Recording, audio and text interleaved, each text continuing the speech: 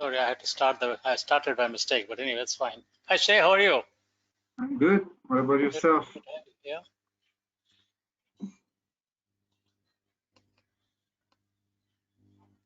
Nice to see you. So let's see. Hans is here. No, not yet. Aliki, hi, Aliki, how are you? Hello, hello. How is everyone? Good. Good. Very nice. Excellent. So Dr. have you- Krishna, Yeah. I would go like to just a special thanks to Sridhar. I know with the videos, clips, and the poll questions, Okay. he put those in for us. So thank you so much, Sridhar. No problem.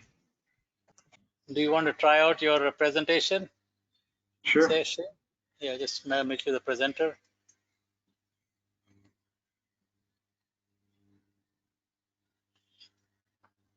Good. Yeah, everything's fine. Can you see it? Yeah, we can see it. Perfect. Yep. Oh, everything is fine. So you're all set. We can hear you. We can see you. We can just relax for a couple of minutes and we'll get everybody started. Let's see.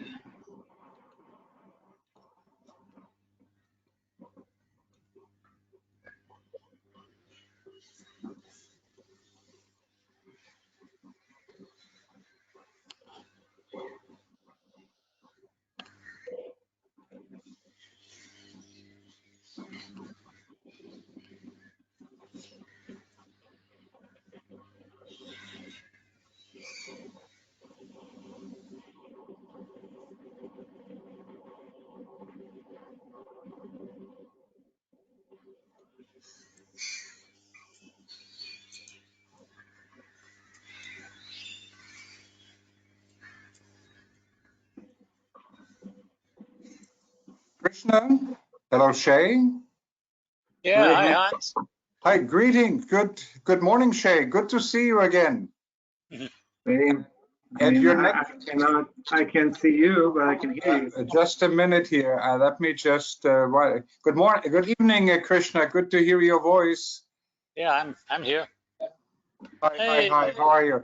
It's a Good. pleasure, Shay, to introduce you to my brother and friend and wonderful colleague for years, Krishna, who has led IFES, as president, and he has been a dean. He lived in the US as a leader for many years, and he formed, and he and I working together, an important global organization. He's back now with his family in India. So close partners. Where in India, by the way, Krishna? What's that? Where in India, by the way? I'm in Hyderabad. Have you visited India?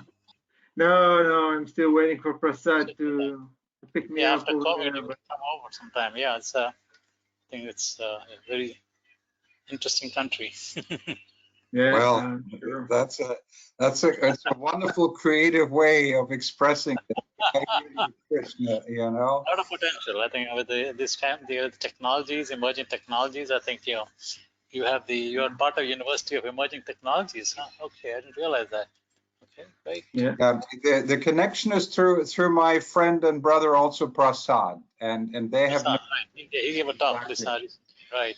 exactly, and he introduced us to Shay, and I'm very very thankful for him giving this webinar. I'm going to leave it to both of you. I don't interfere your technical preparation. He's all set. He's all set. He's prepared. All set. Yeah. And Krishna, just to let you know, I mean, the way I'm pronouncing my name is Shay. Shay? That's how you pronounce it? Okay, Shay Zandani? Okay. Yes. Okay, Hans, you got it?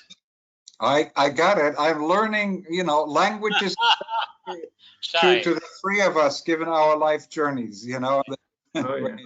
very, very important. Also I don't know if Aliki is on the call yet. She'll. Yeah. Aliki is here. Yeah. Okay, I'm wonderful. here. Hi, Aliki. Okay, greetings. And Aliki, who's gonna share the video clip once I'm gonna ask? Right. So once you let us know, we could do it either Dr. Krishna or I. We also have Sridhar here helping us. Dr. Krishna, would you like to share the videos and the polls when I Mr. think Sridhar has Zandani? it set up, right? Sridhar, you have it set up? Yes, I can do the videos. You do the polls. Yeah, I'll do the polls, you do the video, Sridhar. Okay? Yeah, sure. Can you check Shiva the video, the clip number 3 for a second? Yeah, sure. You want to try it out? We got a few minutes to try it out.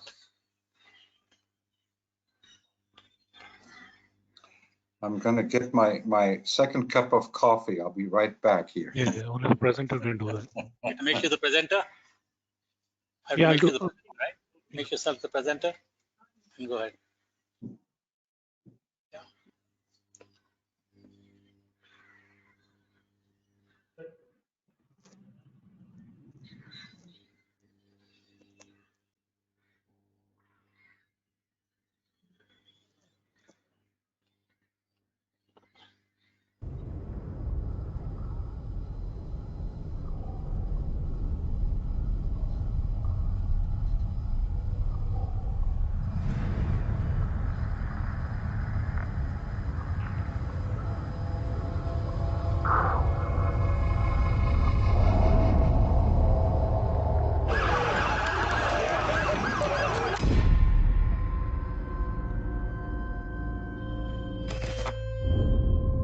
We need to get out of here. Hello?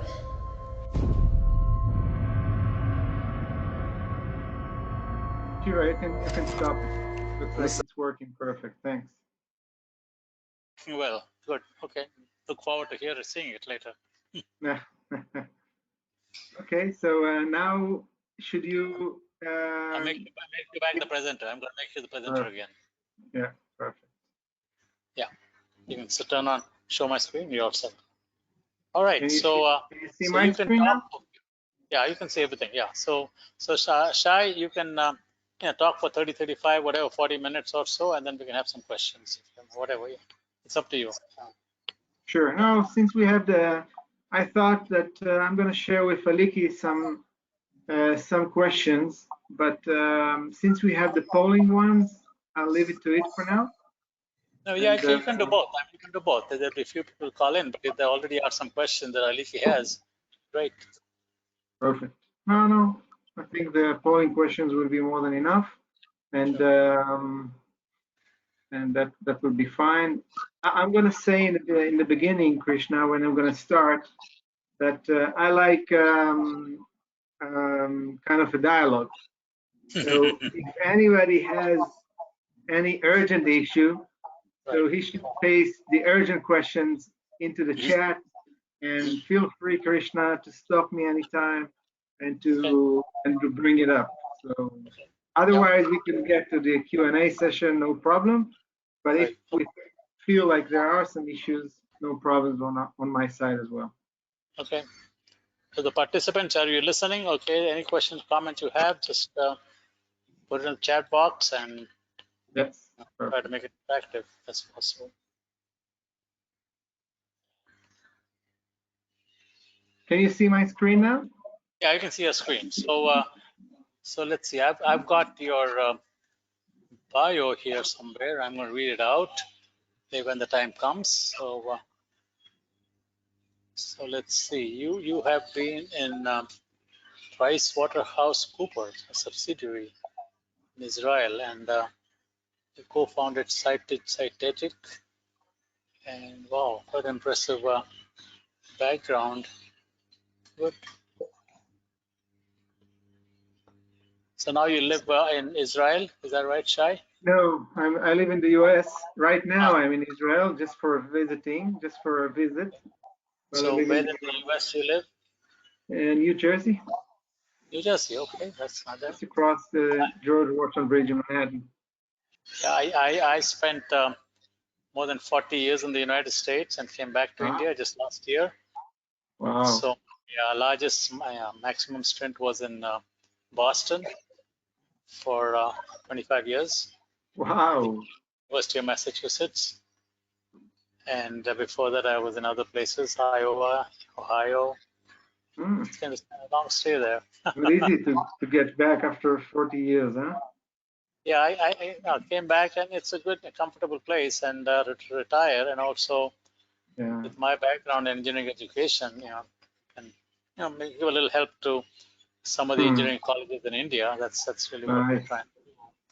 So these webinars are a part of that ecosystem that we're providing to our colleges in India to I to also learn. see myself coming back to Israel one day. So Yeah.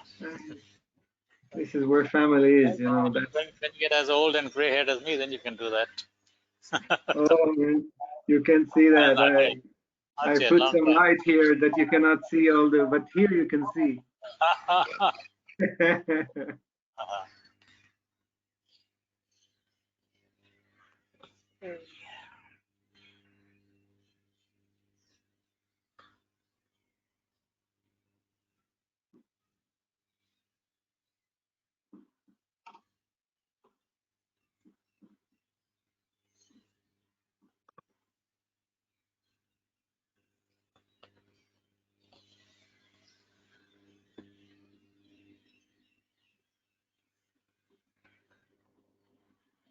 How is the weather in New Jersey? Is it nice and warm now?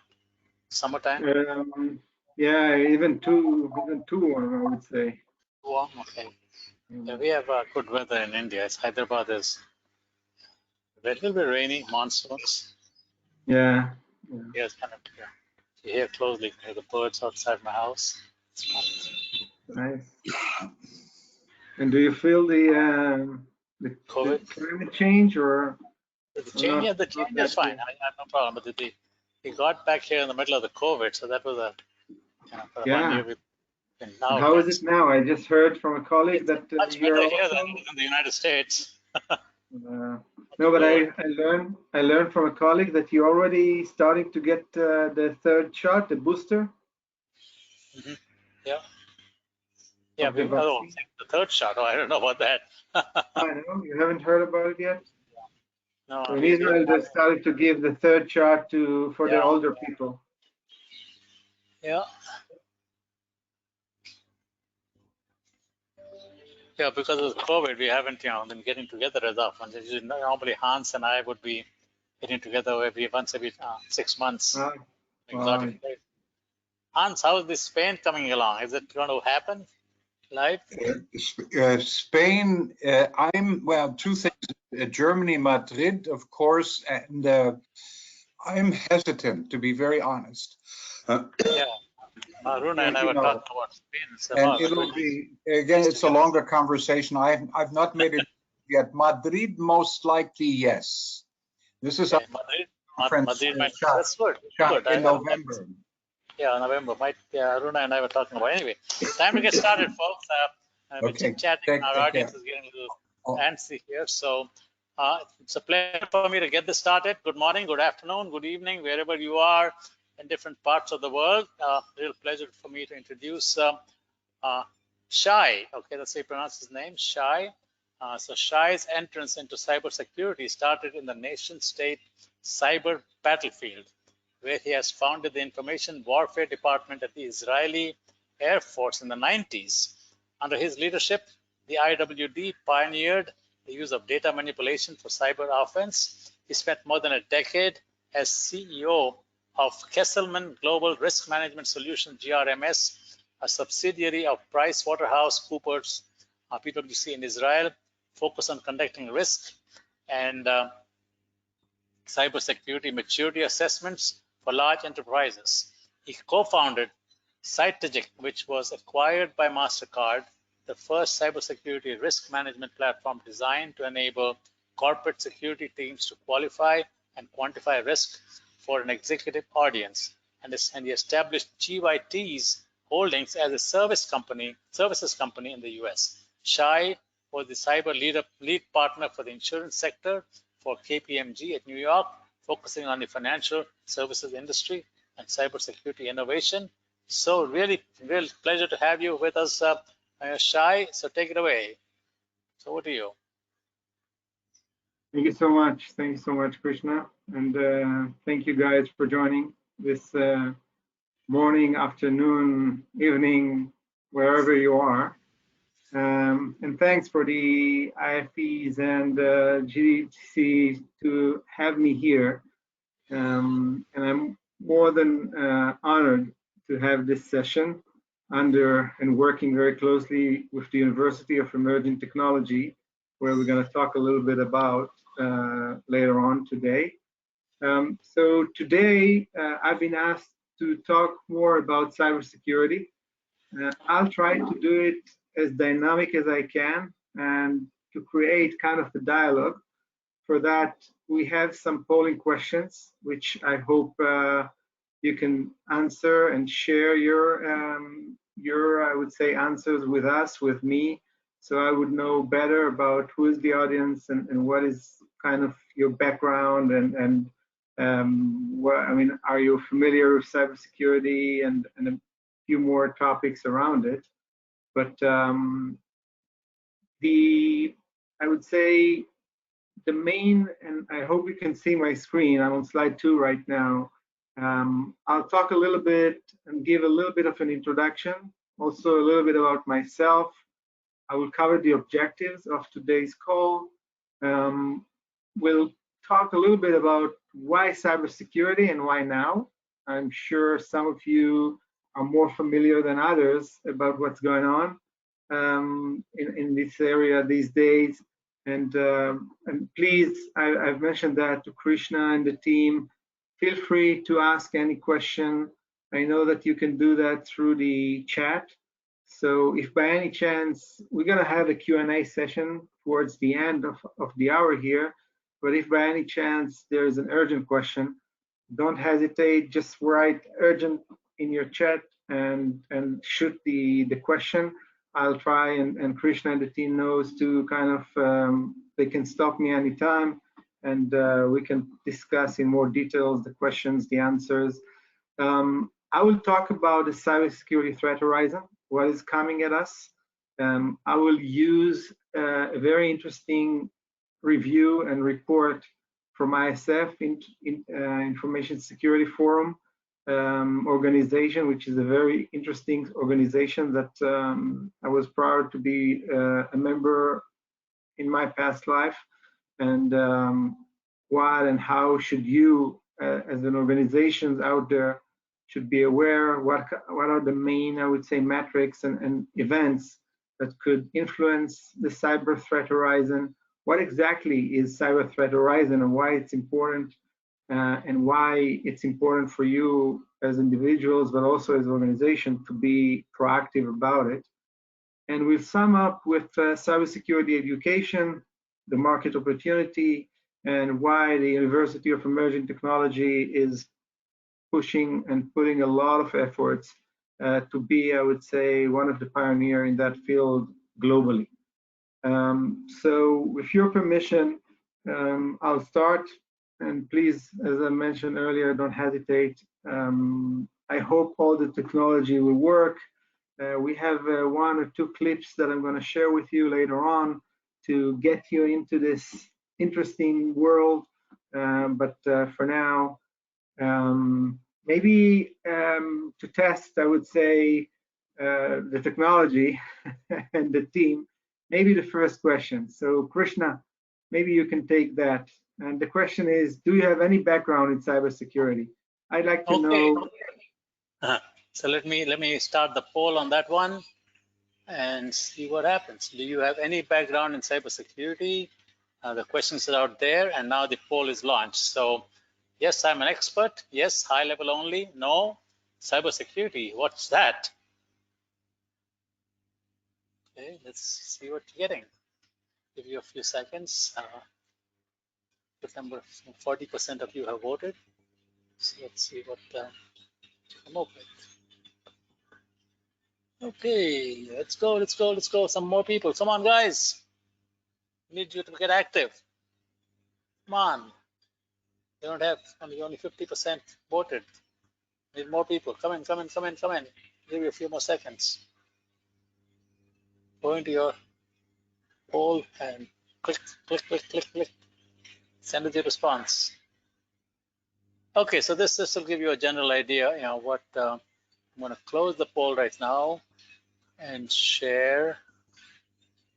So what I'm seeing is that 0% says I'm an expert, 25% says high level only, 67% says no, and 8% says what is cybersecurity?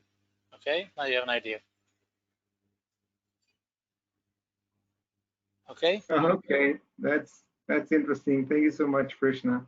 Um, so interesting to see that there are some people in the audience who have some kind of a high level, but I guess most of you doesn't know cybersecurity at all, and looks like some of you don't know even what it is.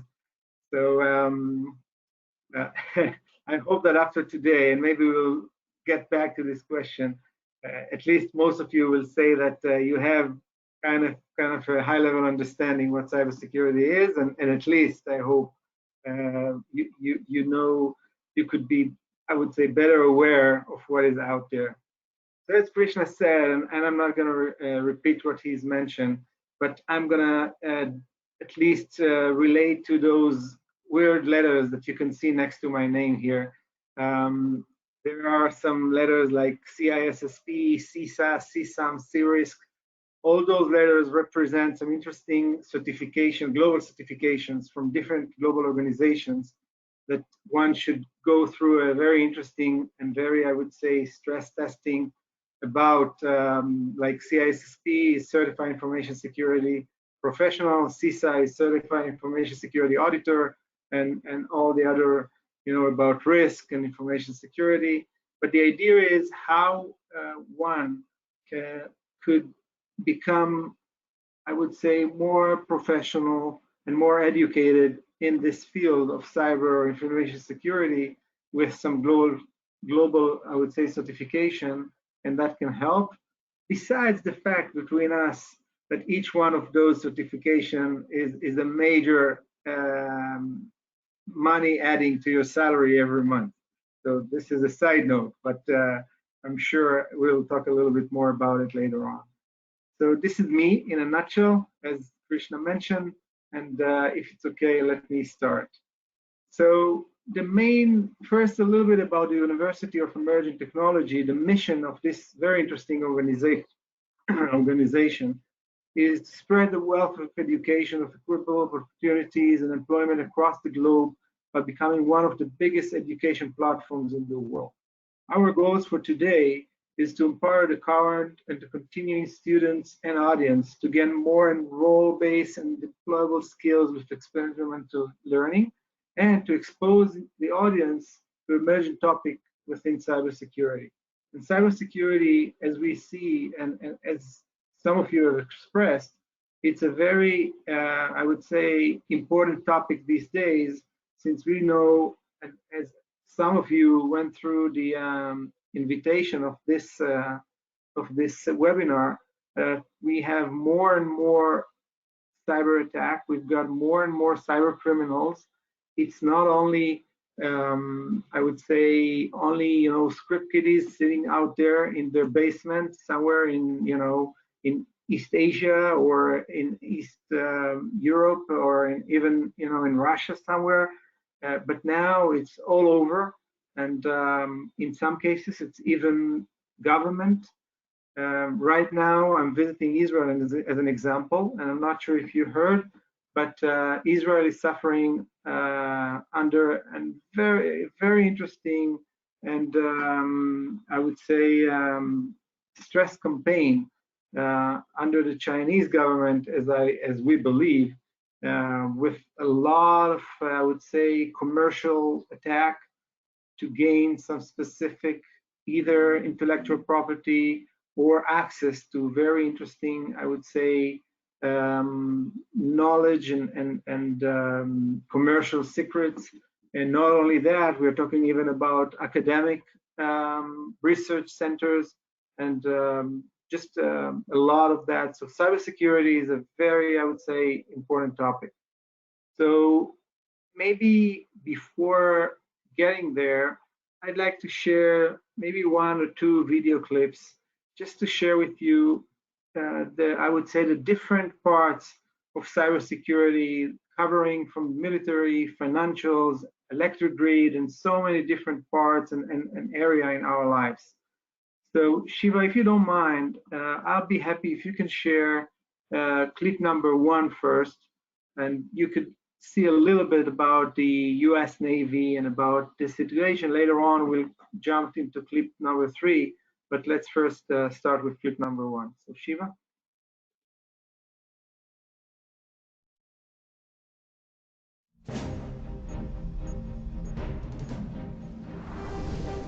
The United States Navy is at risk.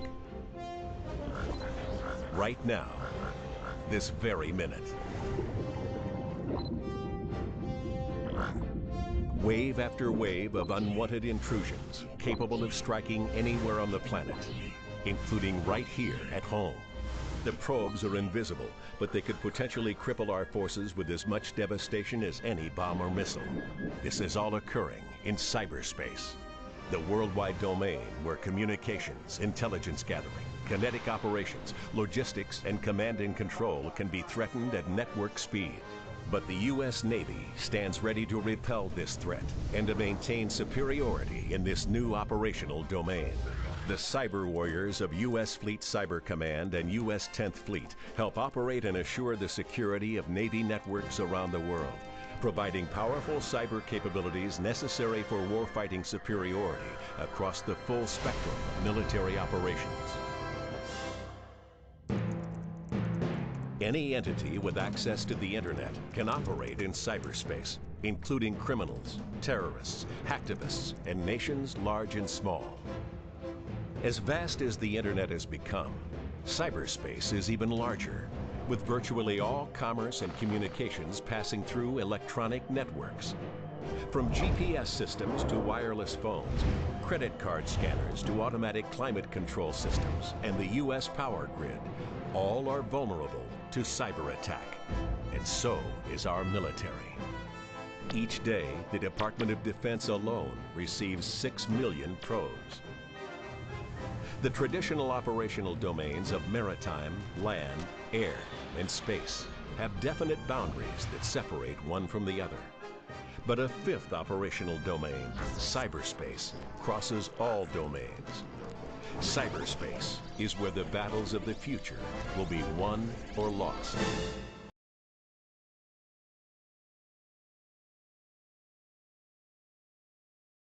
Thank you very much, Krishna. Okay, I'll make you back. Oh, you're back to presenting. Okay, there you are. Yes. Thank you so much.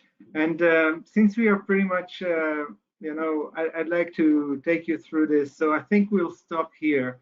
I think it gave you a very interesting, I would say, high-level review. And we keep calling cyber as the fifth dimension, at least, in the operational field, in the military, after land, sea, air, space, and now the cyberspace.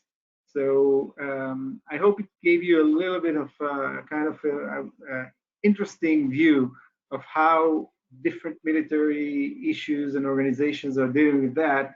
But I can assure you that there are a lot of financial issues within banks, financial transactions, money, and all about that. But we'll cover that also from the electrical grid and all, I would say, the different resources and electricity and how one can use the network and the cyberspace to create some chaos and to create some damage. And by the way, we're talking about billions and billions of financial damages around cybersecurity. So it could create, of course, as we all know, it's a double-edged sword with the opportunity to do a lot of things in the internet and the network and all that, but in the same time, the fact that you're open and you're getting everything throughout the network, it's a very challenging one. So maybe now let's go, Krishna, for the second question. Have you or someone else from your family, friends, ever been breached or hacked? Okay, we will do that. I will do that. Just give me a second. Yeah.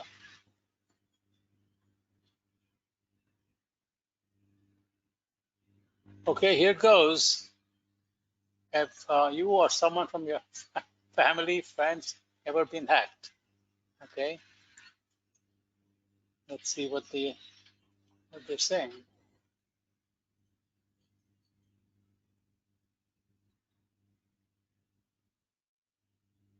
I'm not sure the polling is working. Can you check it No, out it's again? working. It's working. Yeah. Yeah. The 13. Come on, guys. Is it working? I don't know. Something got stuck. Is it? Oh, sorry. I got closed it by mistake. All right. So I guess 50% said yes and 50% said not sure. We ran into a problem with the poll, so I can't redo it now. I guess that's all we can take. Okay, 50% said yes, 50% not sure. Okay, let's go with that.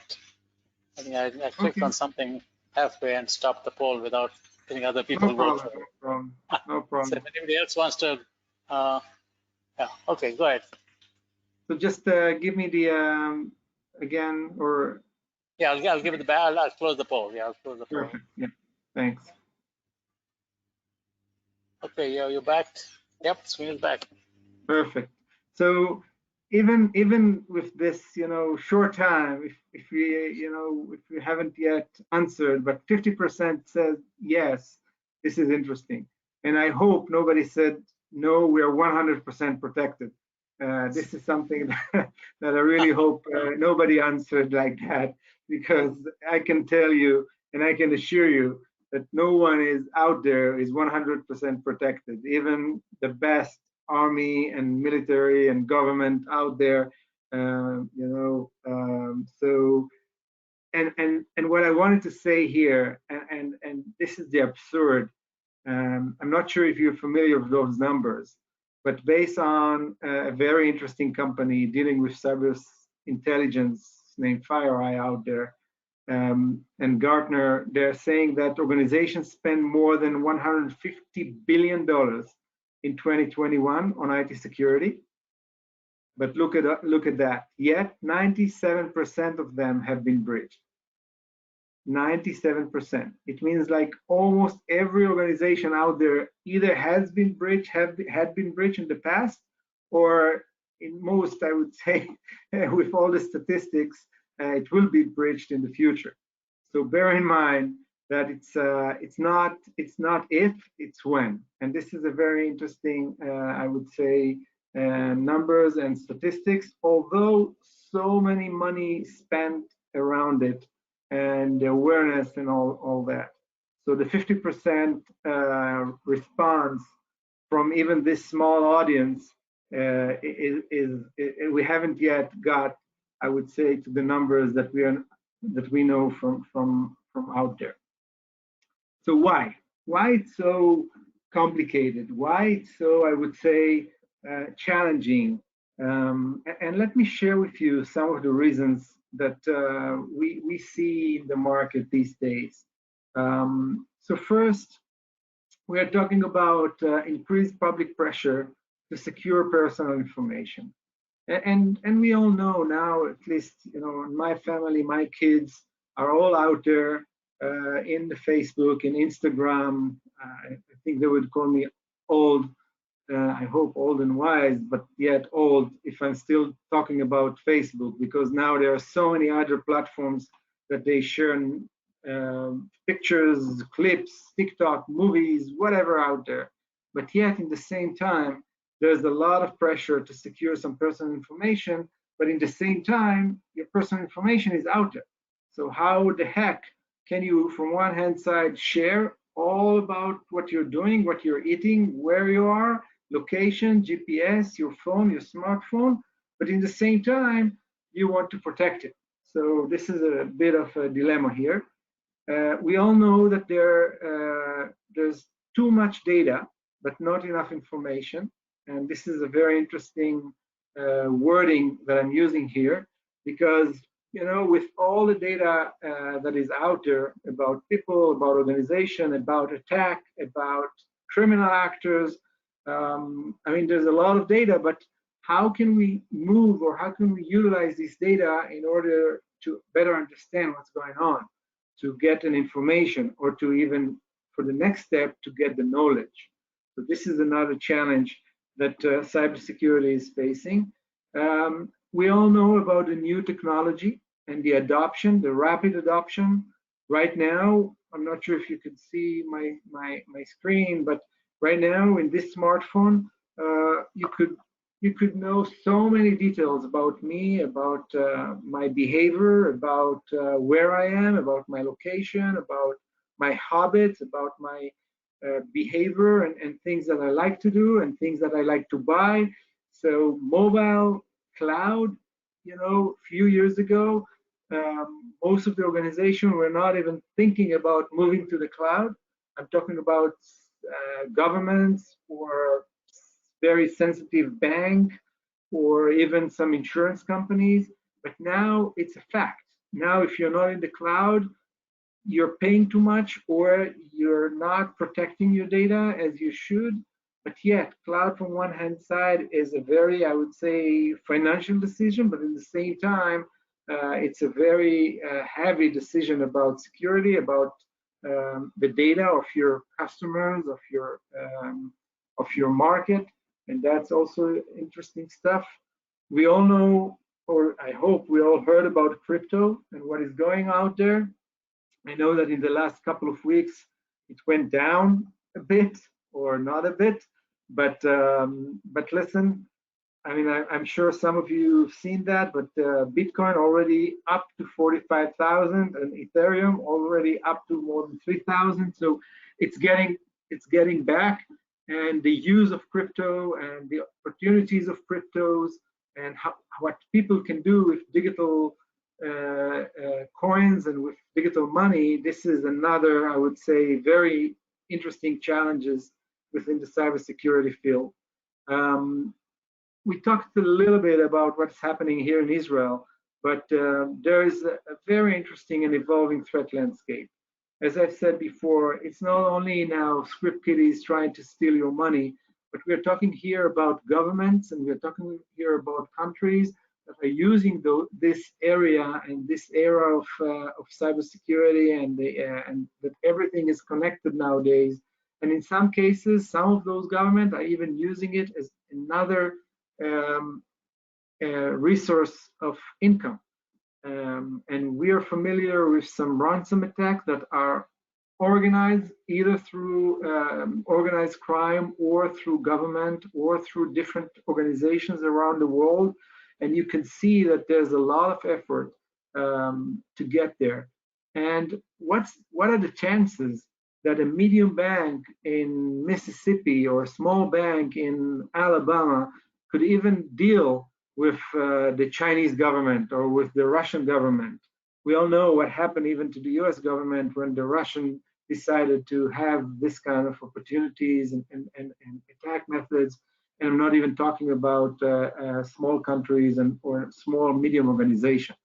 So suddenly the threat is not for just the major banks, which have the money and the resources to protect themselves, but suddenly we're talking even about us as individuals or small medium organizations out there that need to fight against those huge giants and gorillas in the world. So this is very interesting. And of course, budget is limited even for the big organization. I guess you all heard or not, Jamie Dimon, who was the president of JP Morgan Chase a couple of years ago, where he said, guys, what do you want from us? We had 1,000 people dealing with cybersecurity. By the way, today they have more than 3,000. We are putting more than 600 million a year just to protect ourselves for JP Morgan Chase, which is one of the major banks in the US, and they have still been breached. So guys, what do you want from us? What else can we do? So think about if this is JP Morgan Chase and Jamie Dimon, what would the other small medium banks would say, or the small medium organization? So those are, I would say, the major challenges out there in cybersecurity, and yet there's a lot to do. And I would like to share with you a little bit, as I've mentioned earlier, about the cybersecurity threat horizon. And this is a very interesting document that was published in the beginning of the year, and it's published every 2 or 3 years with a very interesting, I would say, prediction and discussions about what is going on. what is happening out there, what are the major events that are happening in the world that we as the cyber experts and in the cyber world should pay attention. And I would like to focus, since we don't have a lot of time, I could talk about it. There are courses in the university, and we are running courses for cybersecurity that are for a few months, just understanding this whole landscape and horizon. But here, I'd like to focus on the year of 2023 and what should happen in the next couple of years regarding moving to that point and the security as a tipping point in that year, and what are the major, I would say, concerns and events that should lead us there, and how should, I would say, the horizon will change, and in that sense, what should we pay more attention to it. I try to leave that in the area of the 10-15 minutes, as I've mentioned earlier. So we may have some time, we should have some time for Q&A, so please bear with me. Reminding you, if there are some interesting or urgent questions, don't hesitate to stop me anytime. So talking a little bit more about the threat horizon, there is one other thing we need to do. There is one other thing we need to do before, and is to understand, which I'm not sure if you're familiar with that, with the Pastel model. The Pastel model is a very interesting model that we are using also, and ISF used it in their report, but it means that even with cybersecurity, it's not a field by itself, but is related to all the different fields out there, and Pastel stands for political, economic, social, technology, legal, and environmental. And let me take you through those different, I would say, area, just to give you more sense to why and what's relevant. So if we start with political, and we all know about the different changes, even after while we are in this pandemic, and I'll get back to that in a second. But we all know about the US election last year. We all know what is happening between the US and China and all these trade agreements. We all know what is happening between Russia and the US and all the tense around Putin and the different, I would say, leaders. And we all know what is happening these days with Iran and few other, like the Brexit. And so all of those, I would say, political decisions and changes are some of what could influence about the cyber threat horizon or cybersecurity threat horizon in the next couple of years. And we know that all of those changes are a major reason for some of those cyber attacks to happen, whether it's government funded or a specific organization within the government or outside the government that are doing those kind of things. When we talk about economics, we all know, as I've mentioned earlier, about what is happening these days with the pandemic. We all thought that once we're going to get the vaccine, I just talked to Dr. Krishna earlier. In Israel, as an example, they started to give the third shot, the third vaccine for people who are 60 and up. So we call it the booster. I'm sure some of the other countries and nations out there will do the same soon, because we thought it's already behind us, but we keep seeing that it's coming in waves, and there are new mutation and different changes of this disease and pandemic. So how it would affect the economical world. And we all know that some of the countries like China, Taiwan, South Korea have been managed this pandemic pretty much in an efficient way. And we know that they went out from this pretty much fast. And we're sure that the other nations will still suffer with some of the recession that this pandemic will give us. You know, like in the US, they spend so much money to give the citizens something that they could keep living without working, but who knows how it's going to work later on. As for social, so we all know, and I'm sure yourself as well, we've been working from home I don't know for you, but for me, at least in the last year or so, even a bit more. So the whole environment of professional and personal life have been changed, and suddenly we are working from home. So suddenly all the organizations are pretty much has to change their whole model of connecting to the office and to their environment. And suddenly I'm using the same Wi-Fi that my kids are playing, I don't know, Fortnite or whatever they're playing out there, and suddenly it's the same Wi-Fi. So if we are, if the home Wi-Fi has been bridged, I'm sure that my computer might have been bridged as well. So that could be a very interesting, a very interesting powering on situation out there.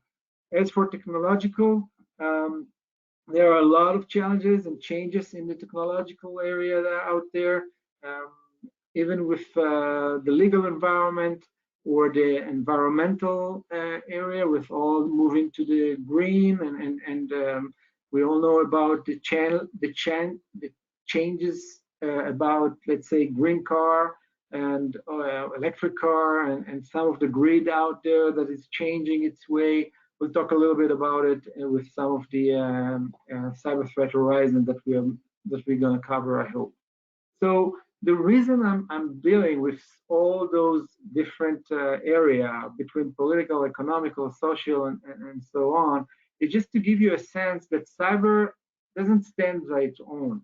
It relates to all the different fields and area out there, and changes in each one of those areas could affect the threat horizons that we are working in these days. And all I'm saying is that you, in your organizations, or even as individuals, should be aware about what's going on and what is happening. And a very interesting story I could share. Right after one of our medalists got the gold medal from Israel a week ago in Tokyo 2020 or 2021, whatever, and she kind of, this was the accusation that she stole the medal from the Russian athletes. Suddenly there was a huge cyber campaign against Israel, against the athletes in Tokyo, against some sports organizations in Israel. So suddenly you can see all this physical world and logical world, the cyber world, intervene and confused and connected to each other. So even as an individual, you should be aware of all these changes out there. So that could give us a little bit more, I would say, background. And I know that we are getting on top of the hour here, but I'm going to stick to it. So this leads us to where I want us to get, and to give you a little bit more background about the Cyber Threat Horizon 2023. And as the ISF report mentioned her, and I keep mentioning it, they are seeing three main changes in towards 2023 that could be very interesting for us. And I will try to show you the connection to the cyber world. The first, machine sees control. And this is interesting. And we saw that even last year with what happens to Tesla and to electric cars. And suddenly we all know that we're going to have automatic cars in the next, I don't know, people are saying 10 years, 15 years. I'm saying it's going to happen in the next 2 to 3 years. And again, we can have a lot of debates on that, but I think it's even more safe than human drivers. But yet, there are some challenges out there. So machine sees control, and how would that affect the cyber world? Imagine that right now there's, I don't know, only few cars out there that drives by themselves, or only small percentage of them. But what will happen if 90% of them will be automatic? What will happen if one could bridge or penetrate to that infrastructure and could create such a huge chaos out there? So when we are talking about machine sees control, and I'll try to take you through some of those examples. What about artificial intelligence industrialized high impact attack? And if I'd like to take you through that in more details, I hope you can see my screen right now. I'm in slide number 20, just jumped into a hidden slide there. There are two main, I would say, attack methods or volumes, whether it's high volume with low impact, or it's high or low volume with high impact, which means like phishing campaign. And phishing campaign, I guess you're familiar with it. I'm, as an attacker, sending a lot of emails out there, and I trust some of the emails or some of the human getting those emails will click on the links, will open the file, will create some damage. This is a high volume attack with low impact because I'm not sure yet what will happen. Spear phishing, it's another example with low volume because I'm focusing only on a very limited number of, I don't know, high ranks out there in military or very executive level out there. But once they are in there, or once they are clicking that link or open that file and having this malware in their computer, the impact is huge. So when we're talking about artificial intelligence, and again, this is only one example for the whole threat horizon 2023, is we are talking about AI power attack, artificial intelligence power attack, where you have high volume, but for the high volume, you're going to have high impact. And this is a very, I would say, major differentiators out there. At the same time, we are talking about automated defense backfire, where we're going to give those machines and tools more power to have some automated response. But once we are doing it, and once the attacker and the cyber criminal will know how it's affected and what's the process with those tools to create those defenses, I could create a lot of poison messages out there. So those tools and those automatic defense tools will decide to kill the network and create, I would say, the different effect I would like to achieve. So as an attacker, I could simulate some very interesting, I would say, processes for those automatic defense machines and technologies and tools to get to the wrong decisions. And we can spend a lot of time going through that list. I'd like to touch two more points from the other two changes and events that are happening. And one of them is, we talked a little bit about identity. Identity is weaponized. And here you could see that once you get this identity, or once you could get, and we thought, we have a lot of changes, and I guess some of you are familiar with it, biological data. Even with this small smartphone, now it has my face recognition in it. In the previous versions, it has my my thumb or my fingerprints. So all this data, and this is also very interesting to some of you guys out there, the organizations, you're starting to collect a lot of biological data. Some of it is even with this pandemic, even with the vaccines process and all that, there's a lot of data out there. You should protect it, and you should be aware who, how, where, and who is using it as an organization, of course, but even, as I mentioned earlier, as an individual. Last but not least, we talked a little bit about the grids, and I'm sure that the changes out there with the new world about the smart grids and how people are sharing electricity out there, but also using electricity from different sources, that could be a very interesting attack surge. That could be a very interesting attack surface for some of the hackers. And electricity is only one thing, but there are so many others that could create and could use these smart grids to leverage, I would say, the threat. Let me continue and just give you a very interesting, I mean, between all those, I would say, challenges that I've mentioned and events that could create some threats, the ISF threat radar is kind of trying to put them on a very interesting map. And this is something that I guess some of you are familiar with. It's called a heat map.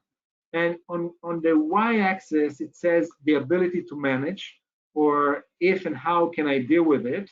On the axis, it says the impact from very high to very low. And you as an organization should put your those, I would say, global events from what is happening out there on that map.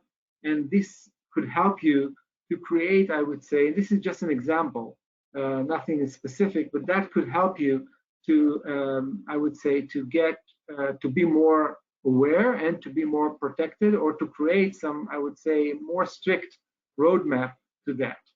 I'm gonna use a little bit, like 2 or 3 more minutes, Krishna and team, just to go over the last point I would like to mention, which is the cybersecurity education. And here I can say that right now there are more than 3.5 million unfilled cybersecurity jobs in 2021. And it almost tripled, or more than tripled itself since 2014. And this is, by the way, only in the US. Only in the US right now, we are missing 3.5 talented people around cybersecurity. So think about this opportunity and think about that. And now, after what I've asked you in the first question about your background, Krishna, can you do the last poll? Sure, I will do that. Okay, I'm launching it. Would you like to get more detailed cybersecurity training? Yes, I would like to be a pro. Yes, just get me informed. No, not interested. They're coming in. Okay, good responses.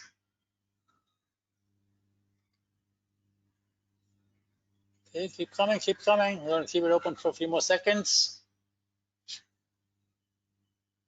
All right, guys, come on, hurry up, hurry up, hurry up. Okay, this gives us a sampling of what it is. Share. Yeah, they're all interested. 57% said they'd like to be a pro. 43% said they'd like to get informed. And 0% said not interested. Wow, you really got them pumped up, Shay. That's good, that's good. Can you get me back to present my screen? Yeah, you got it back. Thank you so much. So I'm not sure if it's the video clips or Dr. Krishna with some of the questions, but the fact that you'd like to get more informed, I'm happy with that. And by the way to deal with that, I just think you just scared the hell out of everybody. You scared everybody so much that they said, oh, we better become pros at this, otherwise we're in big trouble. and believe me, I was very gentle about it. So. So there are a few ways to get this kind of education. You've got global certification, as I've mentioned earlier, next to my name, all those weird letters like ISACA and ISC Square. You've got the Emerging Technology University and a few other universities out there. There are many vendors, security and cyber vendors, who could share some of their tools and awareness and education. And there are the big four, you know, like PwC, KPMG, Ernst & Young, Deloitte, and some other consulting firms who are doing a lot of training out there. So that could summarize my part in this webinar, and we still have some time for Q&A. So Dr. Krishna, did you show all the videos, or you're done? No, I think we're okay. I mean, let's have some questions. Yeah, we have time for a few questions. So that's that's pretty interesting. There are two things there. One, as I said, it's a real threat, and you have laid it out there, and I can see that we have to be prepared for it. And it's not something that's going to happen in 20 or 30 years, but it's going to happen soon. And I think, but at the same time, there are the opportunities. As you can see, many of the folks here attending would see this opportunity to get an education in cybersecurity and the jobs, what you shown was amazing. So, and I'm sure even in India, there's lots of those. Samuel Mukasa, okay, from the US is asking this question. Could you say something about what it will take to counter cyber attacks effectively? Also, could you comment about how vulnerable universities might be when they can field a team as big as JP Morgan Chase's to counter the but when they cannot field a team as big as JP Morgan Chase to counter the attacks, and the pestle model does not include higher education. You want to comment on all of those 3 points? Yeah, I'll try. I mean, I got 2 of them. I'm not sure I got the 3rd one, but keep me honest if I'm missing something. So first, as to cybersecurity counterattack, it's a very interesting question. A lot of organizations are dealing with it. A lot of government and military forces. As I've mentioned, I grew up in the Israeli Air Force for more than 10 years, and I've done a lot of cyber offense out there. So it's already been a very mature field. I can only tell you that I could shed some light on that decision, and I could share with you some of the discussions we had even with the head of the NSA when people were telling him, if somebody from pick a nation will shoot a missile into Washington or into Alabama, you will protect us as a government, as the US government. So why the heck, if somebody from China or from Russia is trying to attack my small factory in Alabama, I'm not deserved to the same protection. Why can't you protect them? And there were some kind of, and I guess you've heard a little bit about some of those counterattack and some offensive cybersecurity companies out there. And the more, I would say, the last one was just been in the news, Pegasus, from a company, Israeli company, unfortunately named NSO. And there are some offensive tools out there and a lot of tools in the dark web where you can hit. So a lot of cybersecurity counterattack are out there, and you've heard a little bit about some of them, like Stuxnet and a few others. But yet, I think there's a lot of things to do in that field. As of the universities, you're absolutely right. They are putting some efforts to protect themselves. I think they are not protected in the way they should, because we all know in the research of those universities, this is our future. This is where we are doing all, and some of you, and I know Dr. Hans and Dr. Krishna, they are putting a lot of effort in taking this, engineering and leverage the education. But in those specific academic institutions, even let's talk a little bit about what happened with the vaccines and with the pandemic research organizations. And I'm not sure if you've heard, but it was all out there in the news. They were the first to be hit from specific countries that wanted to get a leverage on others. And instead of doing their own research to penetrate to those organizations, to get there, to get that research, to get all this vaccine information. So I think that it's been a huge challenge. I don't think they are protected as they should. Sorry, Dr. Krishna? Yeah, that's good. That was the first one. The second one was, because JP Morgan Chase has a lot of money, right? They can have a big team. But how about universities? How are they more vulnerable, right? They don't have the money and the teams to counter this. Yeah. So as I mentioned, in that case, there are some programs. Most of them are government programs as part of the, I would say, the cloud. As you know, I mean, in the cloud, there are a lot of challenges for cyber and for security. But yet, if you are, as Amazon, investing in the cloud, you as Amazon could invest a lot around cybersecurity. So suddenly, even if you're a small university, but your data is in this cloud, it doesn't really matter if it's Amazon, Google, Microsoft Azure, or a government cloud.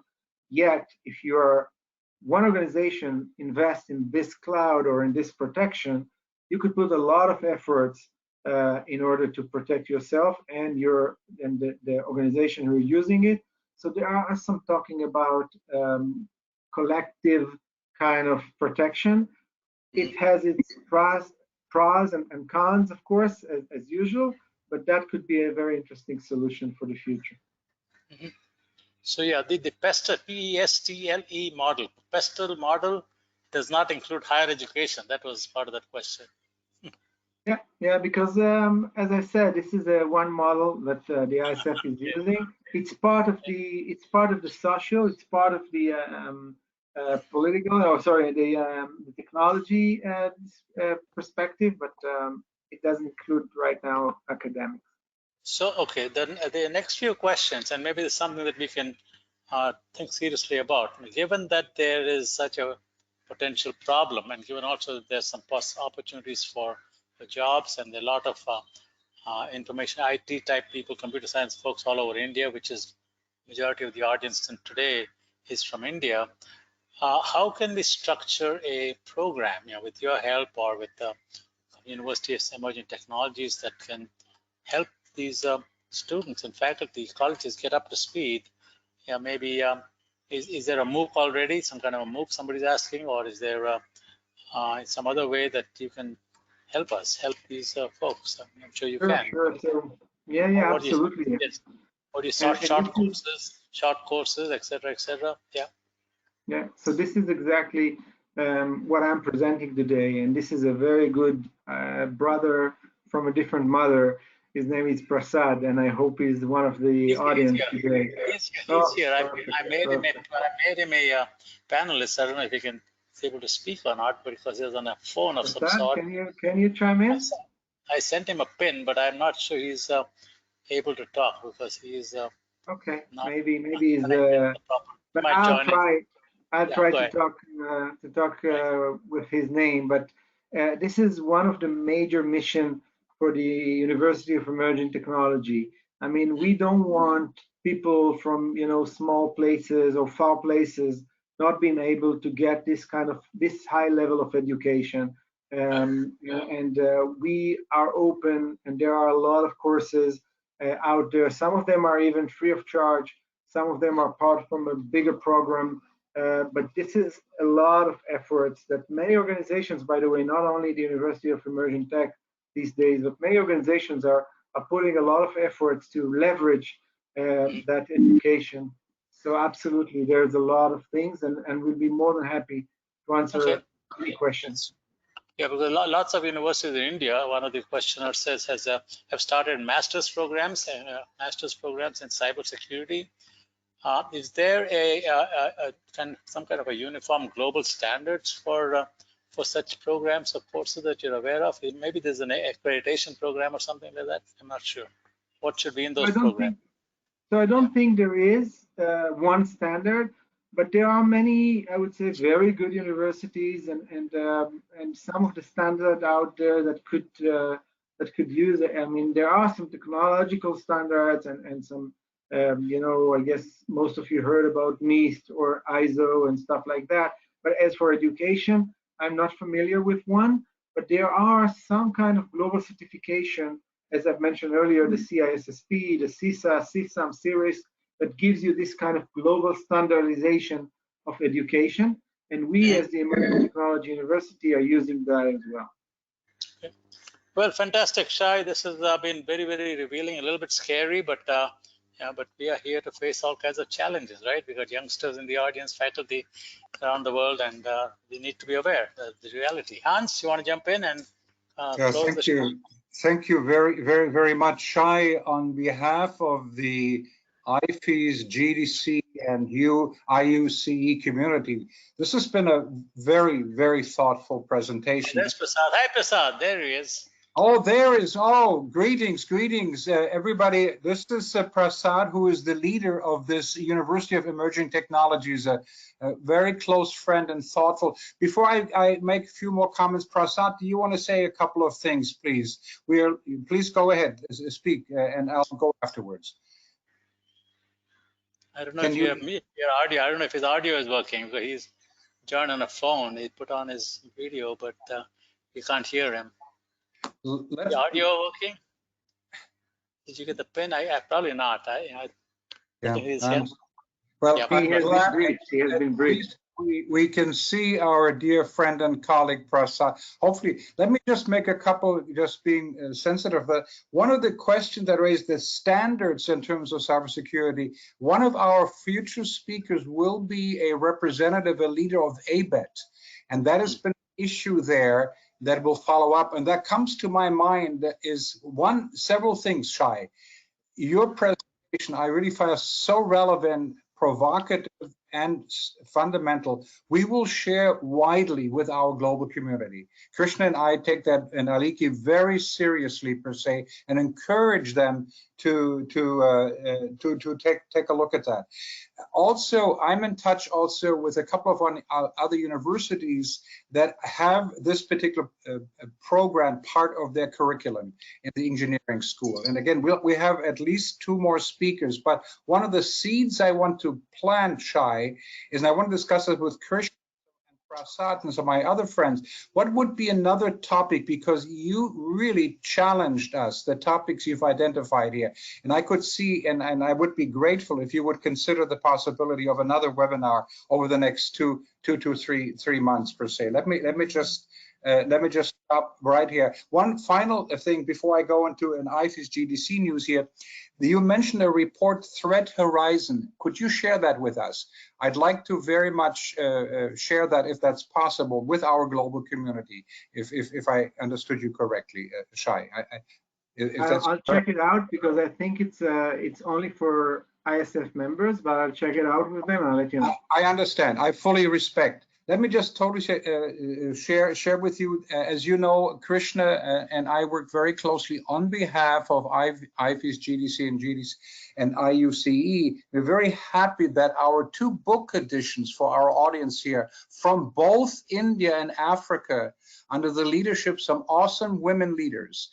Our 3rd and 4th book is coming out over the next month or so. I'm very, very pleased, and of course we let the global community know about that. Secondly, I want you to be aware also that we are working on the GDC Industry Forum in Germany in September.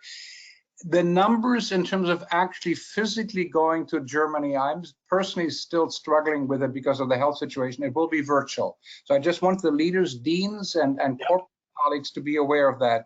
And finally, our conference in Madrid in November is moving forward. So I want to plant that seed for you to join us in November in Madrid personally, and we're expecting certain numbers and certainly virtually. So with that, Prasad is back. Prasad, come in. Can you hear? Shahan, please go ahead. Go ahead, Prasad. Yeah, hi. Good morning, everybody. Hope you guys can hear me. But thank you very much, Brother Shay, for giving such a wonderful lecture. And also, I just wanted to answer one of the questions, because I'm sensitive at the time here, that yes, we have a structure, and we are also working with some accredited universities to go jointly to deliver the degrees and short courses and some executive education. In fact, the universities and schools can take a lot of advantage with their alumni and educate them, because this is a real threat. There's a lot of employment that we can generate, and it's a very good course, I guess. So we are working on the short courses, executive education, and a structured accredited degree from the US. Actually, we are working with a couple of universities here that we can bring it to to India and the rest of the emerging world. And in addition to that, we also want to prepare people for the certifications, all the crazy certifications that Shay had. Similar to that, we have already got all the things, and we got a top-notch team, and especially in cybersecurity, who are mostly from a military background and all that. So definitely we want to help, and please reach out to us through either through Hans and Krishna or Prasad at emergingtechuniversity.com. So please do that. All right. Thank you very much, and thank you, Shay. Such a fantastic presentation, for scaring us and also for giving us hope. So everybody take care, be happy, be safe, and be secure, right? Thanks, Hans, and peace be with you. Thank you. Bye. Bye-bye. Thank you.